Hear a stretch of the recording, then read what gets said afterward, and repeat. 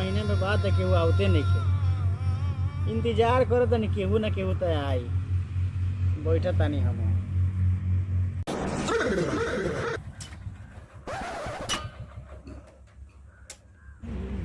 प्रणाम। प्रणाम प्रणाम प्रणाम। बैठी बैठी बैठी बैठी। बाप रे बाप, रउआ लोगन के तो एकदम हमारा का दर्शन दुर्लभ हो गल बा। खरमास में कहीं ना ओकरा बाद एगो रउआ ऑर्केस्ट्रा आवेगा केना लागत रहो। पूछा था नहीं मैंने बहुत लोग बोल सकत है का नाम है रउआ? हमर नाम देखी ना पर लिखल है मुन्ना दीवाना नाम। अच्छा रउआ ही मुना दीवाना। हाँ, हमर बाबू कहलन ऊपर लेके जाके बांधेला। अच्छा ना ना हमरा के बहुत बढ़िया लगल। हां तो बहुत रउआ बाप कमे हाला बाटे महाराज। पिछला साल रउआ दशहरा में गौर नहीं थी, बाप रे बाप गर्दा उड़ा के आल बन रोड पार्टी के नाम चलता है। अच्छा अच्छा अच्छा बताई बताई बताई। अब सुनी ना एगो साटा करे के बाटे। मैं अभी 5वां महीना में 32 तारीख एगो साटा कर लिया हम। 32 तारीख के? हां महाराज 32 तारीख के। कौन पंडित जी उतारला जी? आ जाने हमर बाप सरवा कहवा जाके उतरवइले बा कौन पंडित रहे साला। तनी पूछी पूछी जल्दी। अरे लिखी ना महाराज लिखी ना साटा बा।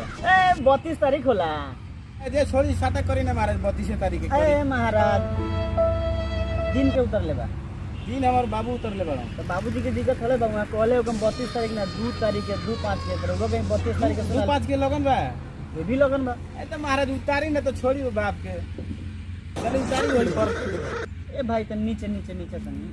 ऊपर बैठे वाला चीज थोड़े नीचे वाला चीज। ठीक है उतारी चली। और सब बाप के इतना कितना में साटा बांधा तनी? ए साटा तो चलता 80,000 90,000। 80,000 90,000 में साटा चली। तो यही हालत। ले वो मशीन बुलावा। कैसा मशीन दिखावा? मशीन मशीन मतलब का वो है कलाकार लोग के बुलावा अपने दिखावा। मॉडल मॉडल मतलब अभी वही दुनिया में बड़ा का। ना आते जगह ने मेरे घर जाओ तेरा काम रहेगा। ना ना ना ना ये बड़ी ए ने नाचे आवेला कान करना कान लेके जानते रे हमर बाप सारा मौगा बटते बच के रहियो ओकरा से। लाइन ना कौन सरवा रे हई दिखाओ तो क्या बुझा तुम्हारा। ए सरवा तो मारत काय बड़े रे ना बनी है जाता नहीं अपने बाप को भेज दे। अच्छा अच्छा भेजो उन्हें सरवा दिन उतर ले बा। ए सुना का मोटरसाइकिल के बाबूजी तो ले जल्दी ले मोटरसाइकिल।